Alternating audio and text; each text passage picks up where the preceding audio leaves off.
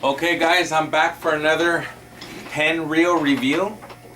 This time we're going to go ahead and review the Penn 30 VSX. As you guys can see, it's a big reel.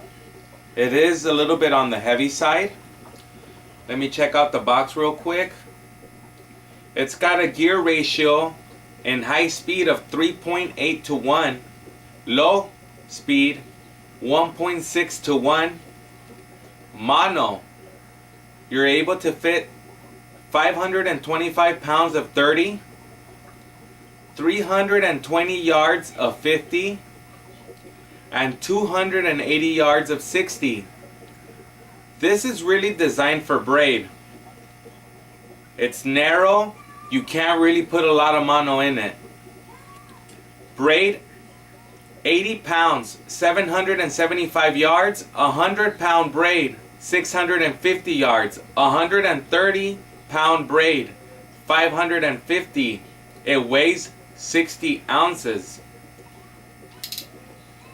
One of the biggest questions I had when I was interested in buying the Penn 30 VSX is, how big is it really? Well, I hope you're able to see. I do have large hands.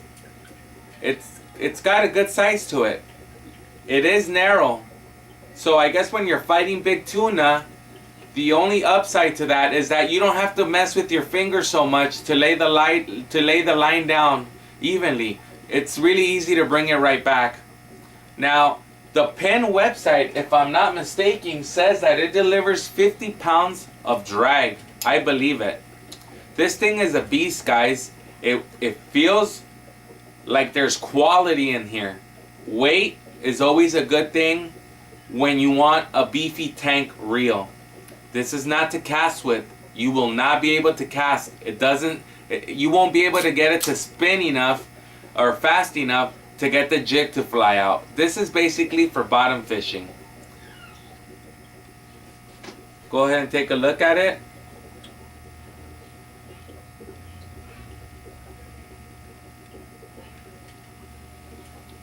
Like I said, it's got a good clicker. This is where you adjust the tension on the drag. You always put it in free spool. You push this in and you turn it if you want more power. Once you're done, you let go. Then you use the lever drag.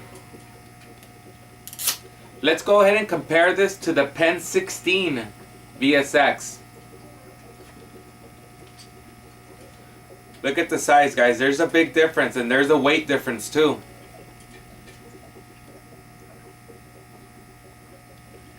I am able to cast a Penn 16 VSX. It's basically like casting a Penn 113. If you can cast a Penn 113, you'll have no problem casting this. Of course, this does weigh a bit. If I'm not mistaken, it weighs 42 ounces. Give me a second. It weighs 41 ounces. So there is a difference in weight. I just basically wanted to bring out the 16 so that you guys can compare the 16 to the 30. I like the handle. I've opened this guy up and the gears are nice and heavy duty. Stainless steel, of course. And that's basically it. If you're going to use this, guys, please understand that you're probably going to have to put braid in it.